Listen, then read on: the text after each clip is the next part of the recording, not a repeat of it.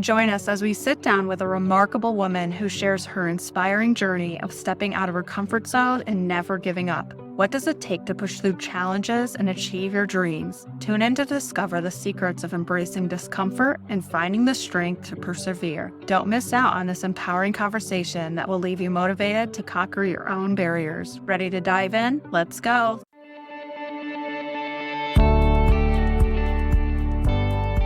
Welcome to Empowering Time Markers, the podcast where we share inspiring stories, empower listeners with business tips, and create connections.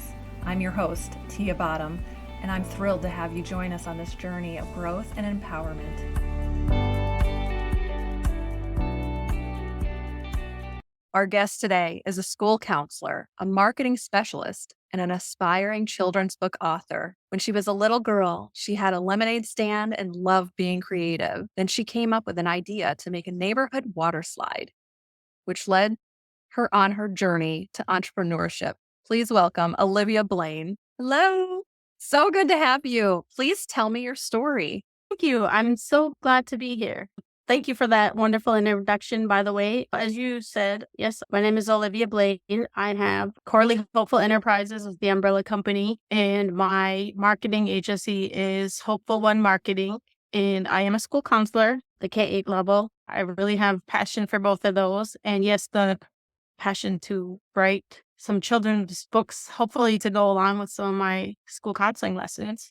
Awesome. Tell me about your entrepreneur journey and led you to doing your own business. Sure. The entrepreneur journey was, like you said, something that I thought about when I was a kid. And I really had more of a notion for that later on when I was about to join a multi-level marketing agency. And I had to watch these videos. And this one book in particular, Rich Dad Poor Dad by Robert Kiyosaki, and some of the people that were in this company just turned on that light bulb for me. And I like to say reignited that flame for me to think about operating a business like I had always wanted to when I was a kid running that lemonade stand.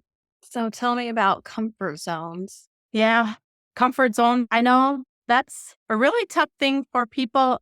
I talk to many of my friends and people about that and how hard it is to step out of your comfort zone. There's like many layers to that. Could you just get comfortable and you think about, well, you know what? I'm doing okay where I'm at right now. Do I want to cross that threshold? Do I really need to do that? Why do I want to do that? I've heard some people speak about why they started a business, which reminded me I've always wanted to do that. And sometimes it's easy to just think, I don't know, maybe not because I don't have enough money. I don't have the time. I don't have this. And then you feel like, okay, I can, because I've heard messages from other people that just light that fire and bring that desire back out. You just never know who you're going to listen to that can inspire you to be like, oh yeah, that's right. I can do this. So I work on stepping out of my comfort zone because a lot of people that know me think that I'm really courageous, which is somewhat true. If I really want something, I'll go out and do it without worrying about anything like that. But also I do have those moments where sometimes I'll try to hide behind, oh, I don't have that much money. I don't have enough time. I can't do that. But for me, I really like the thought of being able to start my own company so that I can buy back my time. Initially, I wanted to buy back my time so that I would be able to spend more time with my mom, who just passed last month.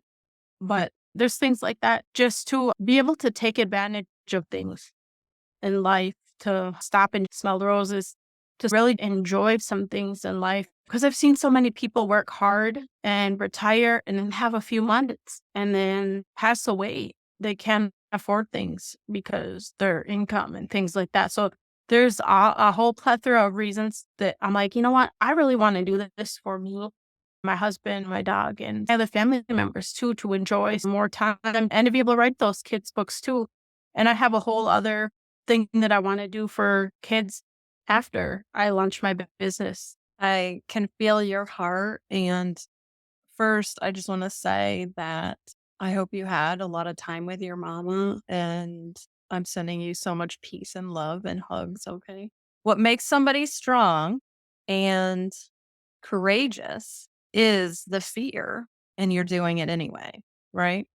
Because if you weren't afraid and you did something, that's not really brave, is it? But if you do That's something you're true. afraid of, that makes you extremely courageous. Yep, that's absolutely true. I've had many things like that. For instance, in 2010, I was definitely afraid of getting into an accident on the expressway driving in Milwaukee because I lived in Green Bay for a while. And it was like, oh, I don't know if I want to live down there because thinking about that happened. And that actually happened to me. And my car was totaled. And I was definitely afraid to get back on the highway. But my husband encouraged and just got through those moments. And it was incredibly scary. But I just was like, okay, I want to be able to do this again. I don't want to have to just take the side roads. It's going to make me take an hour to get somewhere if I take the side roads because of all the stoplights. And I just took those baby steps and eventually got there to being able to drive on the expressway again. Yeah, that's really scary, but you just really have to surround yourself with people that support you and encourage you, like positive people. Absolutely. That's great advice. I'm glad that you have a supportive husband to help you get through that fear and he was there for you and you did it. You're a very determined person. I love that. So, Yes. People ask me about that with some of my strong suits. I definitely could say without that, I'm like very resilient and I'm very determined. Like when I see something that I want, I will do whatever I got to do, even if I have to fail and restructure and figure it out and get back, keep going. yeah. So you mentioned to me earlier about coming back from mistakes. Do you have a story about that? I feel like I want to share about what that is. At first, I thought going to grad school was going to be a good thing, but then I struggled with some of the classes. And then to become a school counselor, you have to get a license. And I got so close the first time I took that lesson or that test. And I was like 5 points away and I didn't pass. And I felt, oh man, I was really bummed out. And I took it again and I felt even more bummed out because I still was like 5 points away. And I started telling my husband, oh, this was a mistake. I shouldn't have did this. I struggled in my statistics class. I had to take that twice because the math was a little challenging. I had to work a little harder at it. And I just kept going. And eventually, my fifth try, I finally passed that exam and got my license to become a school counselor. And I was just like so excited as if it was like I took it the first time and passed. And I think, I don't know, I thought that was a mistake. I felt really bad about that. But I had a lot of people that were supportive tell me about that, how good that was. And that's good that you don't give up and you keep trying because they felt good about that too. And I don't know how many other people that I might have encouraged with that story too. So I definitely likes to share that story of that use of determination that I have and just the positive people in my life that encourage me to keep going and do things that I'm passionate about. It's so true. And I'm proud of you. Do you know how many successful people you don't hear about all the failures? You only hear about the success. But you only have to succeed one time. It's the last time, right? Because Yes. you never told me that. I wouldn't know. I just know that you made it, right? Think of Walt Disney. He is the one I always bring this up to my kids. And I say, you know how many times he failed until he got Mickey Mouse right? And made it. And look what he did. Look what he created because he didn't give up. And that is that you're not a failure until you give up. You may Hmm. fail along the way, but you're not a failure unless you give up. Yes, that's exactly how my sentiment towards things too. So, which is with the business, I'm like, I really want this. So I know that I'm probably going to. And a lot of the people in my program said that starting out that it's okay. And even Robert Kiyosaki himself says that it's good for people to fail and make mistakes and learn from them. I'm thinking about that and I'm like, yeah, they're absolutely right with that. It's impossible to be somebody that wins all the time. Yeah, I almost challenge that notion. Do people really win all the time? And do people really make it by themselves? I don't know. Because to I me, I don't think think so. it's good to make these mistakes because you learn from them. You learn a lot of valuable lessons from those. Yeah. Learn what not to do. No, I don't think there's anyone ever that just was like walking a golden light, like never failed, never messed up. You just can't. Everybody started as a baby. No one knew how to walk as they came out of the womb. That's just not. is not reality. But yes, thank you for sharing that. That was super awesome. Tell me what you want to do with children's books. I know you touched on it a little bit, but what is the passion? What do you want? Who do you want it geared to? And what do you want to write about? There's a couple of books that I'm going to do. This one series that's in the works. It's going to be geared more towards little kids to encourage them to that might be scared to do something, to show them that it's going to be okay. You probably fall down and make tons of mistakes, but you're going to learn a lot more from it. And then there's going to be another version that I want to do with one of my longtime friends that I connect with, for geared more towards like teens. But I think it could really be for anybody. It's okay to make mistakes. We can't expect you to be perfect. If you come to school knowing everything, then I don't know why I'm here. I don't know why anybody would go to school if you know everything. So I saw that you put gamer down. What kind of games do you play? I play like the old school Nintendo games. I have Awesome. Mario, the Super Mario, the NES, some of the Super Nintendo games, Tetris and stuff like that. Yeah, I like a lot of those. I have one of those systems Nice. that I play games. And what's your favorite TV shows? I saw that you put that down too. I guess right at this moment, I have to say person of interest. My husband teased me about that because oh, you're on like the 10 millionth time watching that season or watching that series. And I'm like, yeah, I'm watching it again. Cause I don't know. I just really love that show. I keep on rewatching it. We all have our look. I rewatch Dumb and Dumber. It got me through some of my hardest times. I only watch it when I'm like super stressed out because it's so dumb. You cannot like not laugh. We all have our things. It helps us decompress. And sometimes just the predictability of watching something that you know is comforting, having that familiar thing. Do you travel a lot? Are you wanting to travel? I have traveled. Some of my friends think that I've really traveled a lot because I mentioned something about different places. Like one time I went to Vancouver, BC. I was saying something to her about that. And she's, oh, yeah, that's right. I forgot you went there. Wow, you're just like going all kinds of places.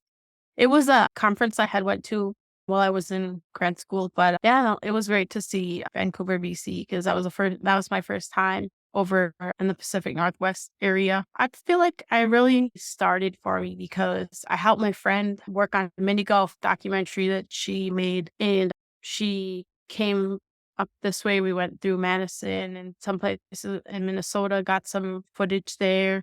And then we traveled to Michigan, and then we went to the East Coast. It was like for a couple of weeks, and we went on all kinds of rounds of place on the East Coast You to had shoot golf courses.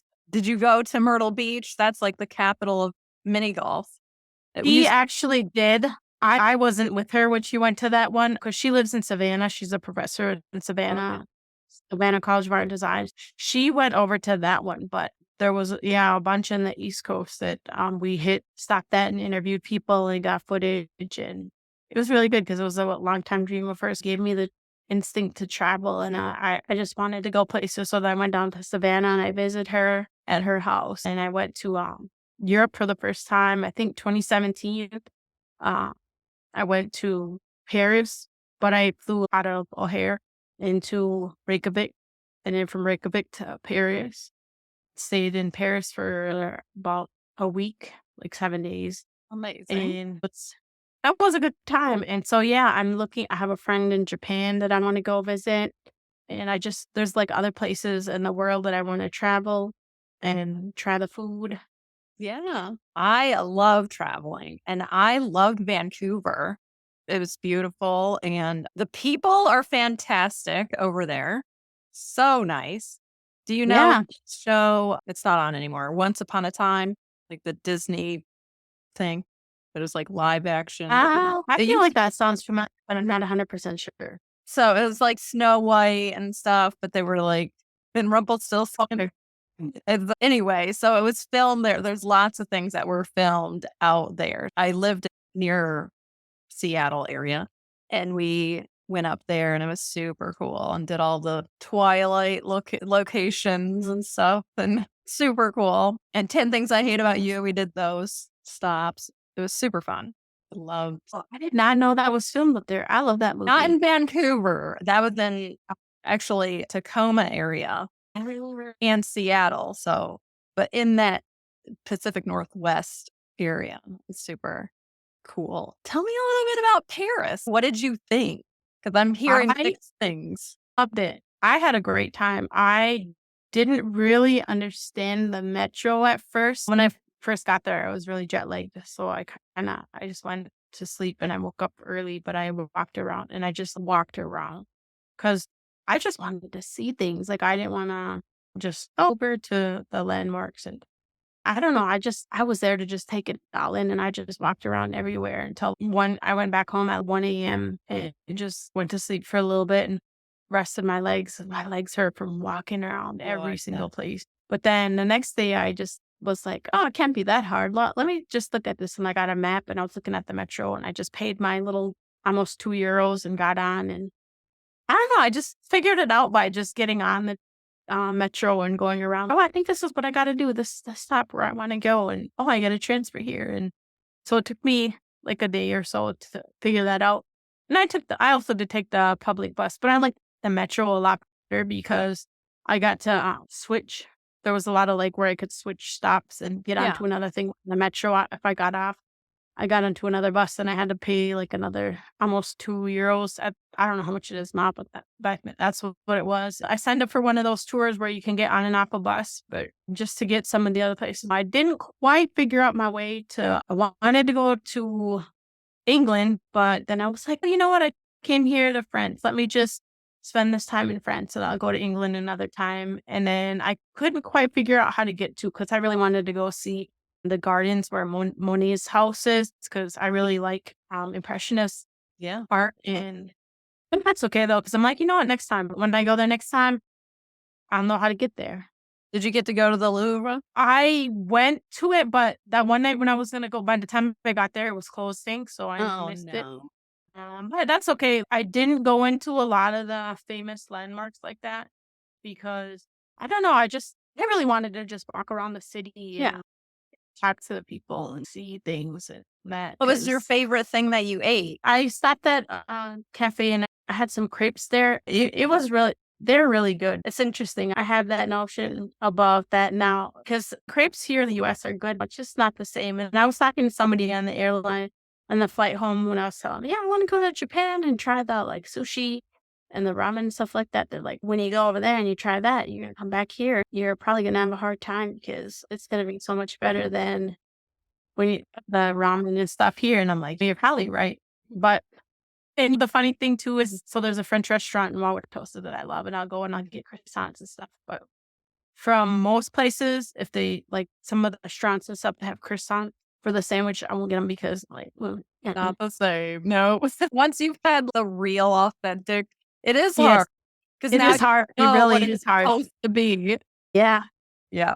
hard to So, go.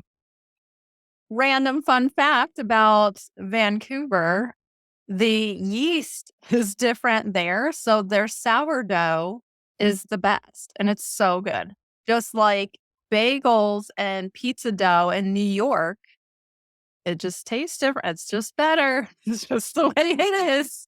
Just because of like the water and the environment. And that's just, No, I have yet to have pizza when I'm in New York. When we were in New York, I forgot I don't know, we were just walking around when I saw the sign for some chicken place and it said like the best chicken tenders and yeah. then or Was something it? like that. And they were actually really good. I told Maxwell, I was like, look, we gotta go try this now. Because they're gonna throw it on that clean. We gotta go test it. Yeah. And we both agreed they were really good. It's a genius marketing tactic. If you just put test, especially in a big city like that, you're bound to like Yeah. try it. It's genius Yep. marketing. Yeah, that was. That definitely. Because I was like, oh, we have to see if that holds up or not. And he was like, okay, let's go try it. And we had some. Oh, it was good chicken tenders.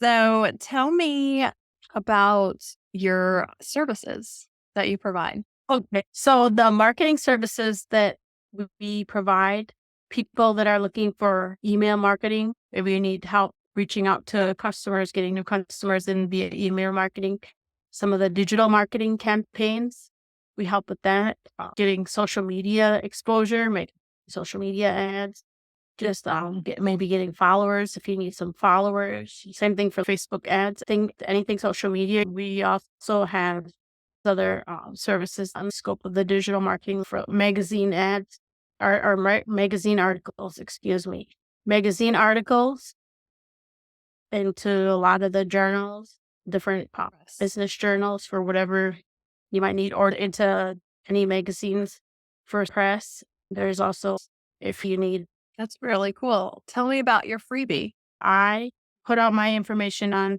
Instagram to give people a chance to chat with me. I like to talk to people first to see what I can do to help them, see what their needs are, because I really come from that scope of helping people scale their business. If there's some way that I can help them, or if I have to refer them to somebody else, because I do have other people that I've met in my agency that I have referred out people. And I also have this service where if you want me to help you take a look at your website to see how it's performing, we can do that. Or if you go do something and then I'll look for like referrals. You don't work out for me, but hey, I have 5 friends I think that you'll be able to help and then just talk to people because I look for building relationships.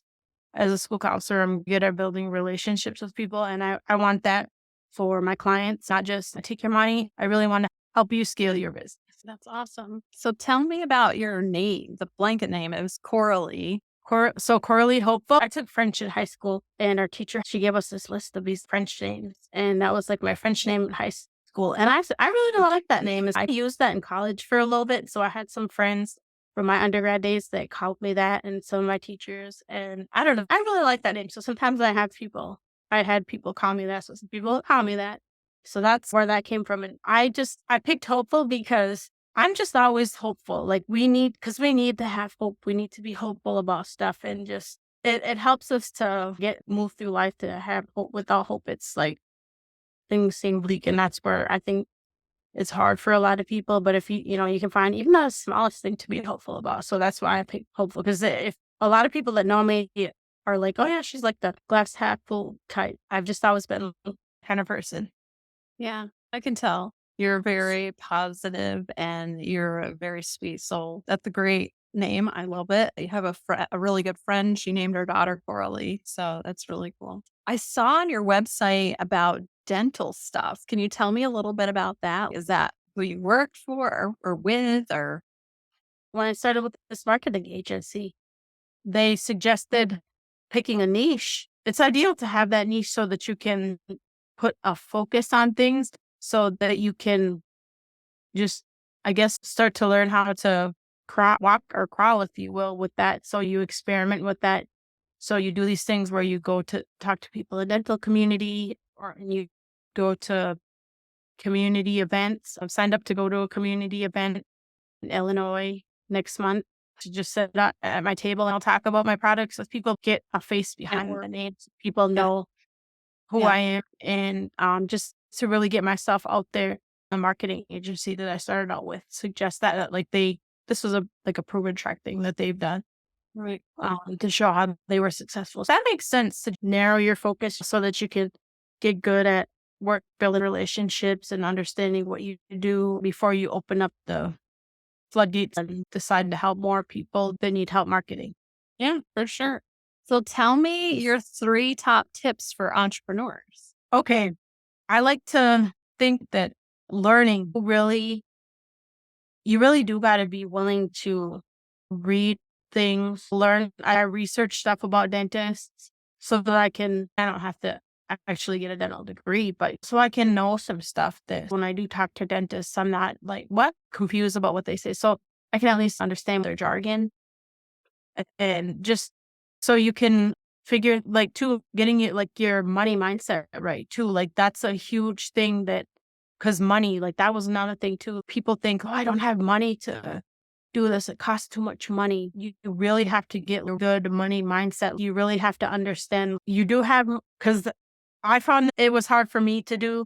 I used to buy a lot of Starbucks and stuff like that, but I've learned to put that stuff on pause. Every little bit that I make, I'm going to just invest in my business and build that up so that I can do this because that's a huge thing. If you're just getting money in and it goes out and you have no idea where it goes, or you're just willing to spend it on stuff. And then that's where you can have that mindset.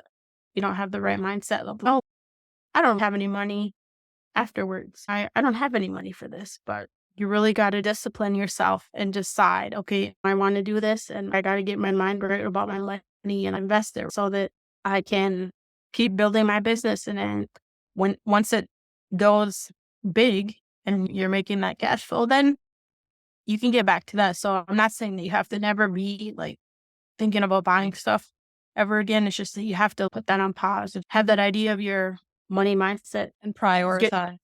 prioritize your time. And so if you feel like maybe I don't have enough time, but I got to go to work, I got to go to school, and I got to take care of this and that, which I understand. I have a friend who's trying to start a business, and I keep telling her, like, these are some things you could do. I've made cool logos for her as ideas. You really got to figure out your time, build a schedule, go to sleep at a certain time and wake up at a certain time. And you have to just prioritize everything. It stinks like for the initial start until you get your business going and become profitable and you buy back that time. And then you can go back to, oh yeah, I just want to, you know what, I'm going to sleep in until 10 today. And then I'm going to meet with some clients. But you really you gotta find that thing inside of you that's going to help you to be like, okay, I can put that on pause to do this, to make sure that this happens because I really want this. Just get out there and do it is the most important thing. Don't worry about failing. Just put ads out there. Who cares if they're not perfect? Nobody can buy from you if they don't know who you are. So you just really have to put your name out there, which is why I constantly run all these different things on social media. I'm constantly posting stuff and putting videos out there just so that I can get people to know who I am. I'd like to be like one of the big companies out there that if you want to buy something that's huge, I'm thinking of like Coca-Cola or something like that. Just, I want to be something huge like that. The people are just like, oh, she has marketing services. Oh, yep, let me go there because we know her. She's got these good reviews and she's personable and all these reasons why they want to come to me. Yeah. Those are great tips. I love them. So it's continuing learning and researching money mindset, invest in your business, prioritize your time, and get out there and do it. Just Yep. commit, decide to do it. That's great. And I love when you say buy back your time. I've never heard that. I love that. That's really cool. So we're going to shift gears and we're going to play a game. Are you ready? Yes. Awesome. You pick this or that. Take out or dine out? I know. Trivia night or board game night? That's tough because I like both. Trivia night. Awesome. Ninjas or pirates? I guess ninjas. That was the first thing that came to my mind. Tacos or burritos? Well, as long as they're hard shell tacos, I have to say tacos. Okay. Scary movies or comedy movies? Comedy movies. Awesome. Bar soap or shower gel? I've used either or. But I guess right now I have like shower gel. So I guess I'm going to say shower gel. Okay. Time travel or space travel? Okay. Given all these hard discussions that my husband and I've had about time travel, and I think I'm going to go with space travel. Okay. Do laundry or do the dishes? Laundry. Shooting stars or lightning? Shooting stars. Be a world-class spy or a supermodel? Spy. I Nice. always thought that was something too. Now sugar. Awesome. Thank you so much for playing this or that. I hope it was fun. I love getting to know people. And these are just like normal things that you don't ask in an interview. So I love playing that. So thank you for that. I just want to say thank you for sitting with me tonight. You are such a sweet soul, and I wish you nothing but success for the future. You are a go-getter and you're determined, and I love that. I love your fire, and it's contagious. So thank you for sharing with me. Yeah, absolutely. I'm really happy to be on this program and playing that game. That was really fun. Awesome. So I have two final questions for you before we close out. The first one is a two-parter. Tell me what legacy means to you and what role does it play in your life? Interesting because I think most people don't think about this, but I actually pondered this a lot when I first started working in the school district, and especially as a school counselor. I think about the legacy and stuff that I want to leave behind. I think about the students that I work with. Some of them come from a lot of trauma in their background and listed like the marginalized youth and things like that. I encouraged my kid, like I've done a lot of things. So this one boy was talking like making paper airplanes, and we talked about if he'd want to build planes one day. And he was thinking about it, he wasn't sure. So I got him this book on make balloons, fancy paper airplanes to try to inspire. I try to inspire as many kids as I can to follow their dreams so that they can find what makes them happy. Because although money is nice, it's hard if you make a lot of money, you're not happy with what you do. That's my message that I tell a lot of my students. So I look to my way of making I guess, the earth better than when I came is to inspire as many students and as many people as I can to just follow their dreams and do what makes them happy. Because their life is just so short, and there's not, there's just not, you have to take those moments to enjoy life and do what makes you happy. That's beautiful. I love that.